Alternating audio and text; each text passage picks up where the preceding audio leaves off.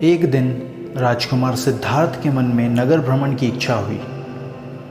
उन्होंने अपने सेवक छंदक को आदेश दिया। छंदक ने सिद्धार्थ का प्रिय घोड़ा कंथक तैयार कर दिया और राजकुमार को उस पर सवार कराकर नगर भ्रमण के लिए चल दिया। राजा द्वारा ऐसा प्रबंध करा दिया गया कि मार्ग में कोई भी ऐसी कष्टदायी दृश्य न दिखाई पड़े जिससे राजकुमार सिद्धार्थ के हृदय पर कुप्रभाव पड़े। उस मार्ग पर सुंदर युवक युवतियाँ खड़े हुए थे जो राजकुमार के ऊपर पुष्प वर्षा कर रहे थे। उस मार्ग से दूर एक अन्य मार्ग पर राजकुमार की दृष्टि पड़ी। वहाँ कोई वृद्ध व्यक्ति लाठी टेकता हुआ धीरे धीरे चल रहा था। छंदक, सिद्धार्थ बोले, वह व्यक्ति झुककर क्यों चल रहा है? उसके हाथ में डंडा क्यों है और वह इतना असुंदर क्यों लग रहा है? छंदक ने एक क्षण उस वृद्ध व्यक्ति की ओर देखा, धीरे से कहा, राजकुमार, वह व्यक्ति वृद्ध हो चुका है। अधिक आयु हो जाने के कारण उसका शरीर निर्बल हो चुका है और झुक गया है। इसी कारण वह लाठी का सहारा लेकर चलता है। आयु ने उसका चेहरा झुर्रियों से भर दिया है, इसी कारण वह असुंदर लग रहा है, अन्यथा वह भी कभी बहुत सुंदर रहा होगा। छंदक की बात सुनकर सिद्धार्थ बोले, क्या सभी लोग वृद्ध हो जाने पर इसी प्रकार के हो जाते हैं? हाँ राजकुमार, यही सत्य है।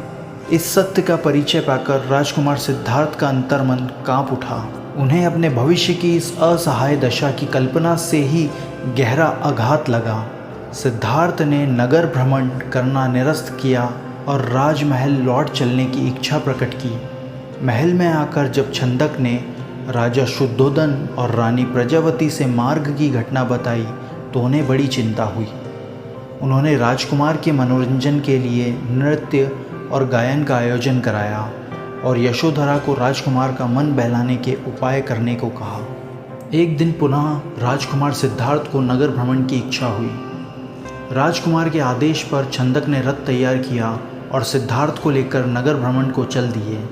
बहुत सावधानी के बाद भी मार्ग में एक करुणाजनक दृश्य दिखाई पड़ ही गया।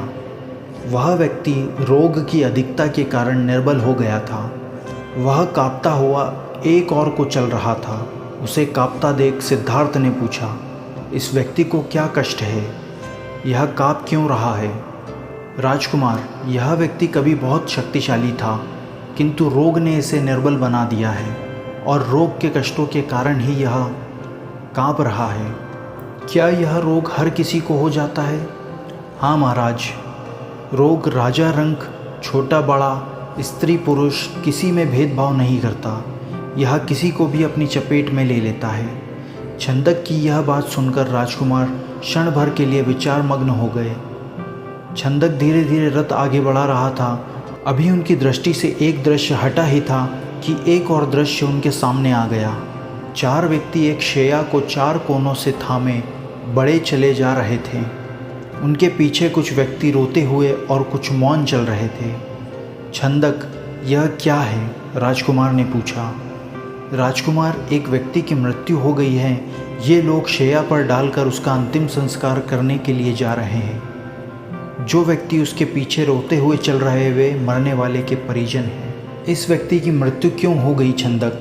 राजकुमार, मृत्यु तो अटल सत्य है, यह तो संसार के सभी प्राणियों को आनी है।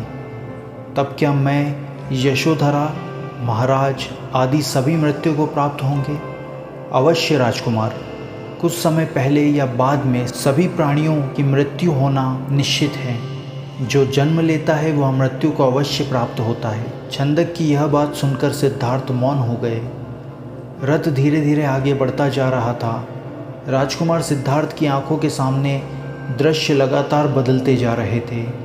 सिद्धार्थ अभी विचार मग्न ही थे कि आगे से भगवा वस्त्र धारण किए एक व्यक्ति आता हुआ दिखाई दिया। तप और साधना से उस व्यक्ति का मुखमंडल दमक रहा था। उसके होठों पर स्थायी मुस्कान विराजमान थी। सिद्धार्थ ने उसको देखकर पूछा, छंदक, यह प्रसन्न चित्त और तेजस्वी पुरुष कौन है? राजकुमार, यह तपस्वी सन्यासी है। यह संसार के राग द्वेष से मुक्त है। संसार में कुछ भी होता रहे, यह सदैव निर्लिप्त रहता है, इसी कारण यह सदैव प्रसन्न रहता है। अब राजकुमार सिद्धार्थ ने मन ही मन विचार किया कि इस संसार के भोग विलास में कुछ नहीं रखा, अब मैं भी इस संसार में निर्लिप्त होकर सन्यासी ही बनूंगा। यह विचार कर उन्हें कुछ संतुष्टि मिली। राजकुमार सिद्धार्थ ने मन ही मन ठान लिया था कि अब उन्हें भी संसार का मोह त्याग कर सन्यासी हो जाना है। सांसारिक सुख, ऐश्वर्य और वैभव विलास में जीवन को व्यर्थ नष्ट करना उचित नहीं है। संसार के रिश्ते नातों और वैभव प्रदर्शन से उन्हें गहन विरक्त होने लगी। इसी विरक्त ने उनके अंतर में संसार के प्रत्येक जड़ चेतना वस्तु व्यक्ति से मोह को निकाल कर बाहर किया। जब सिद्धार्थ नगर भ्रमण से महल लौटे तो उन्हें एक शुभ समाचार मिला कि यशोधरा ने एक सुंदर पुत्र को जन्म दिया है। महाराज शुद्धोदन और महारानी प्रजावती की प्रसन्नता की कोई सीमा न थी, किंतु इस शुभ समाचार को सुनकर भी राजकुमार सिद्धार्थ ने कोई प्रतिक्रिया व्यक्त न की। ऐसा लगता था कि उनके मन में निर्लिप्तता की भावना अपनी जड़ें जमा चुकी थी। सांसारिकता से उनका पूर्णतः मोह भंग हो गया था। सिद्धार्थ को पुत्र होने की ना तो प्रसन्नता हुई और ना ही शोक हुआ। जब शिशु का नामकरण किया गया तब भी वह मौन थे, निर्लिप्त ही रहे। शिशु का नाम राहुल रखा गया। राहुल अभी अत्यंत छोटा ही था कि सिद्धार्थ ने गृह त्याग कर सत्य की खोज में निकलने का निर्णय किया। सिद्धार्थ ने अंतिम बार राहुल और यशोधरा की ओर देखा और राजमहल छोड़कर बाहर निकल आए। सिद्धार्थ ने अपने सेवक छंदक को निद्रा से जगाया और रथ तैयार करने को कहा। रथ में सवार होकर सिद्धार्थ ने छंदक को वन की ओर चलने को कहा। अनोमा नदी के निकट जंगल में जाकर सिद्धार्थ ने छंदक से रथ रोकने को कहा। रथ रुकते ही वह रथ से नीचे आ गए। सिद्धार्थ ने अपने सभी राजसी अलंकरण और वस्त्र उतार कर छंदक को सौंपे और उसे महल लौट जाने का आदेश दिया। सिद्धार्थ का आदेश सुनकर छंदक फूट फूट कर रोने लगा। छंदक शोकाकुल स्वर में बोला, जब महाराज और महारानी आपके सन्यासी होने का समाचार सुनेंगे तो उनका तो हृदय ही फट जाएगा। वे इस दुख को कैसे सहन कर पाएंगे। छंदक, यह पूर्ण संसार ही दुखों का मेला है। संसार में रहकर केवल दुख ही पाया जा सकता है। यदि सुख पाना है तो यह संसार छोड़ना होगा। मैं सुख दुख की श्रृंखला को समाप्त करने के लिए ही गृह त्याग कर रहा हूँ।